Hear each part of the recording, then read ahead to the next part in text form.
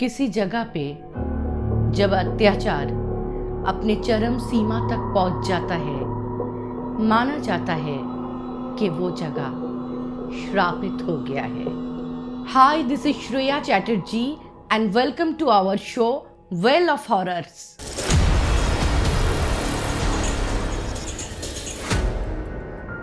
आज हमारे साथ एक बहुत इंटरेस्टिंग इंसिडेंट है। ये इंसिडेंट जब मैं सुन रही थी मुझे भी गूज़बम्स आ रहा था। कुछ ही दिन पहले मैं अपने एक दोस्त से मिलती हूँ। मेरा करीबी दोस्त है विश्वजीत पोरुआ, जिसको मैं विश्वजीत दा बोल के बुलाती हूँ। और हमारा दोस्ती 17-18 साल का तो होगा ही। इतने सालों में हम जब भी मिलते हैं एक ना एक पैरानॉर्मल इंसिडेंट को लेके बात ज़रूर होता है। या तो मैं मेरा कुछ एक्सपीरियंस उनके साथ शेयर करती हूँ या वो कहीं से सुने हुए कुछ इंसिडेंट मेरे साथ शेयर करते हैं। लास्ट वीक जब मैं उनसे मिली थी और उनको पता चला कि वेल ऑफ हॉरर्स सक्सेसफुली हम लोग रन कर रहे हैं, तो उन्होंने मुझे एक प्यारा सा गिफ्ट दिया, एक रियल पैरानॉर्मल इंसिडेंट मुझे सुना के। थैंक यू विश्वजीत दा, ये incident well of horrors family के साथ शेयर करने के लिए। लेकिन इंसिडेंट शुरू करने से पहले विश्वजीत दा के बारे में बोलना थोड़ा ज़रूरी है कि वो क्या करते हैं। वहाँ से आप लोगों को समझने में इंसिडेंट ईजी होगा। विश्वजीत दा बाय प्रोफेशन एक एडिटर है और ये इंसिडेंट विश्वजीत दा को उनके किसी दोस्त ने बताए हैं जो कि एक डीओपी है। वो लोग एक एड शूट के लिए आउटडोर पे गए थे और वहीं पे पूरे कास्ट एंड क्रू के साथ ये इंसिडेंट हुआ था। किसी पर्सनल रीजन के वजह से विश्वजीत दा उनका नाम नहीं लेना चाहते हैं, तो इसीलिए मैं भी उनका नाम यहाँ पे नहीं लूँगी। तो चलिए, जिस तरीके से विश्वजीत दा ने मुझे ये इंसिडेंट सुनाई है, मेरा कोशिश रहेगा मैं आप लोगों को वैसे ही प्रेजेंट करूँ। लेकिन इंसिडेंट शुरू करने से पहले ईयरफोन्स लगा लीजिए, लाइट्स ऑफ कर लीजिए और रेडी हो जाइए डर के इस राइड के लिए।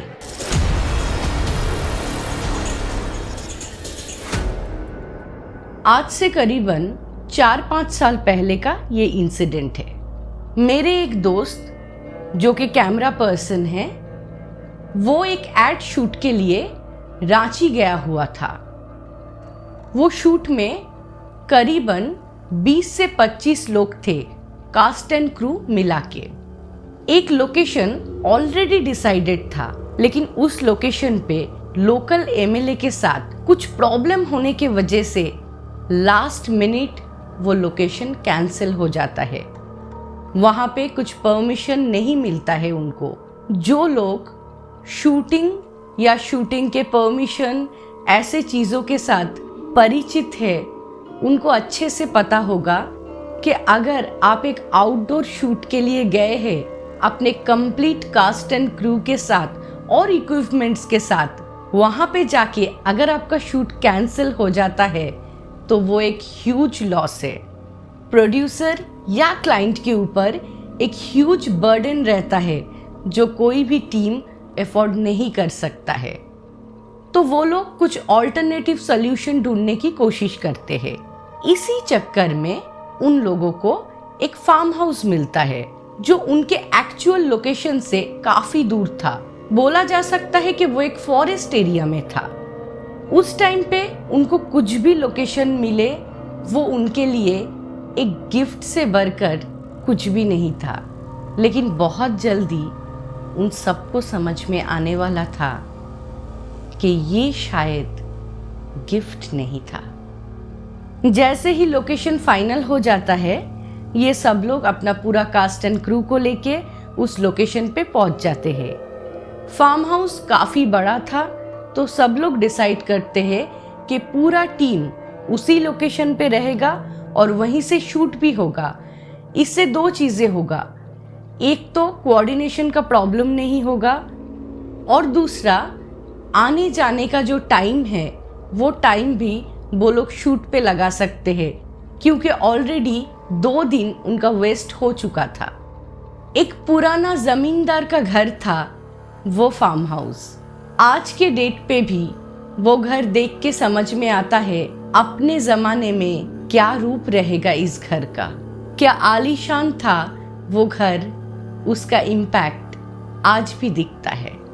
जिस दिन वो लोग पहुंचते हैं उसके नेक्स्ट डे मॉर्निंग से वहां पे शूटिंग वो लोग स्टार्ट कर देते हैं। फर्स्ट डे कुछ छोटे छोटे प्रॉब्लम कुछ लोगों को हुआ था और जैसे ही वो लोग अपना प्रॉब्लम लेके डिस्कस करते हैं, बाकी सारे लोग उनको बहुत बुरी तरीके से ह्यूमिलिएट करना शुरू करते हैं और इतना मजाक उड़ाते हैं कि कोई सीरियसली उनके बात को लेते ही नहीं है।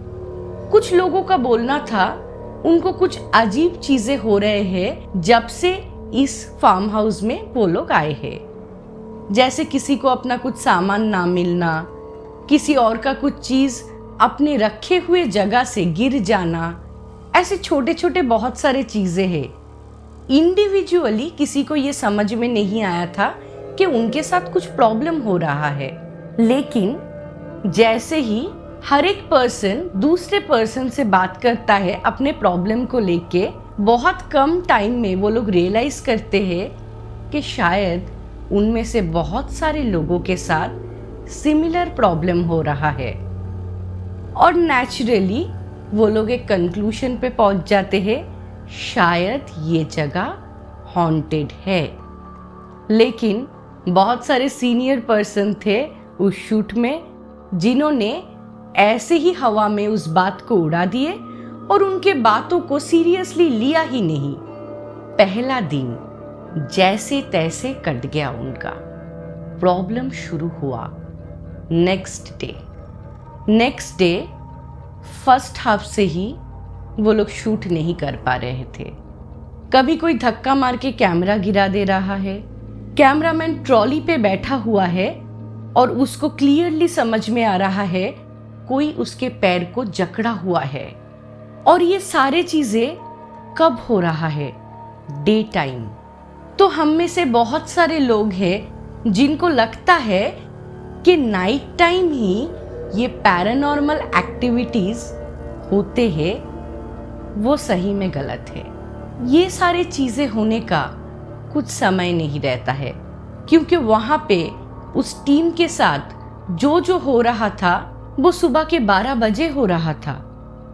और कौन एक्सपेक्ट कर सकता है कि 12 बजे इतने सारे चीजें होंगे और 20-25 लोग एक जगह पे है, फिर भी सबको डर लगेगा। लोगों के साथ प्रॉब्लम वहां तक भी नहीं रुके। कोई वॉशरूम गया है, सडनली वो लाइट ऑफ हो जाना, जनरेटर बंद होना, फिर तुरंत स्टार्ट हो जाना, सडनली इलेक्ट्रिसिटी चले जाना, लेकिन बिना कुछ प्रॉब्लम का। इस तरीके से प्रॉब्लम इतना बढ़ गया था, शूट करना तो बहुत दूर की बात है, वो लोग बात करने से भी डर रहे थे।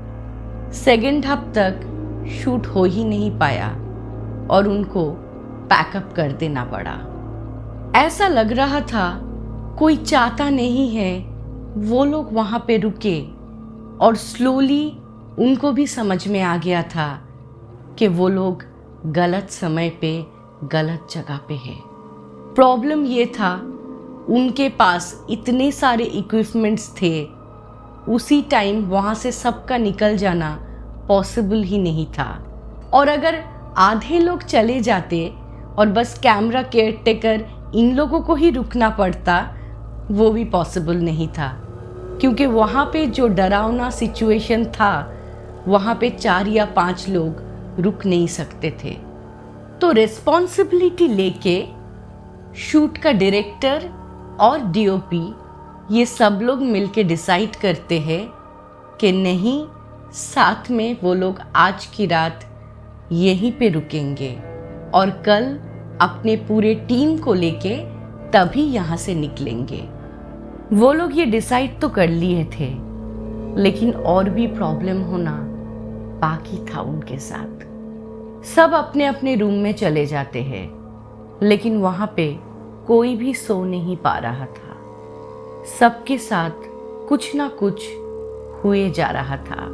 किसी का चद्दर उड़ के कहीं पे गिर रहा था तो किसी को लग रहा था कोई आके उनको धक्का मार रहा है।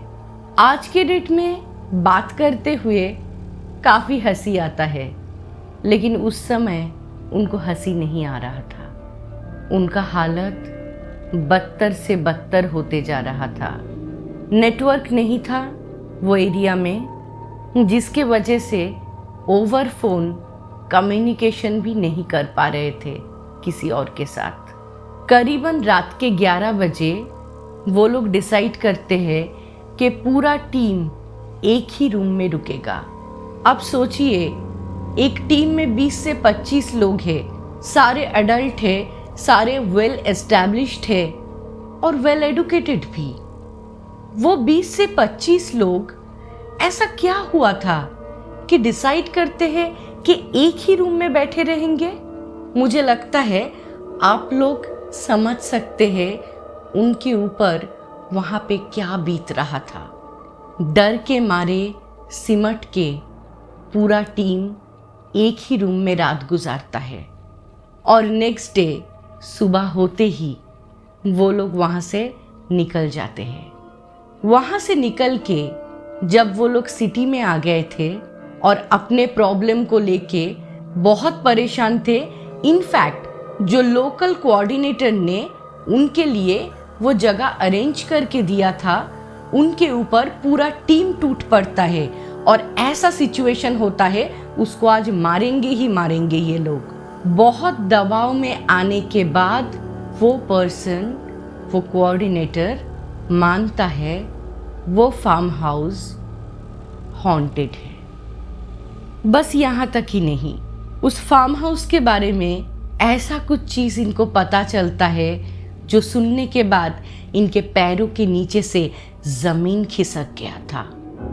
आज से बहुत साल पहले, इंडिपेंडेंस से भी पहले, वहाँ पे ज़मींदार का राज था और वो ज़मींदार इतना क्रूएल था, बहुत सारे लड़कियों को वहाँ पे लाया जाता था, उनका शोषण करके उनको मार के उसी ज़मीन पे गाड़ा जाता था।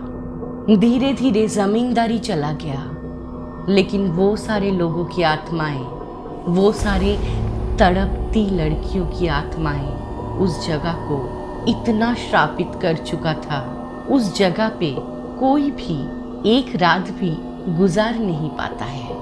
आप में से बहुत सारे लोगों को एक बहुत ही अच्छा हिस्टोरिकल प्लॉट में बनाया हुआ स्टोरी लग सकता है, लेकिन जो लोग उस टीम में थे उनके लिए आज भी वो इंसिडेंट को याद करना कुछ नाइटमेयर से कम नहीं है।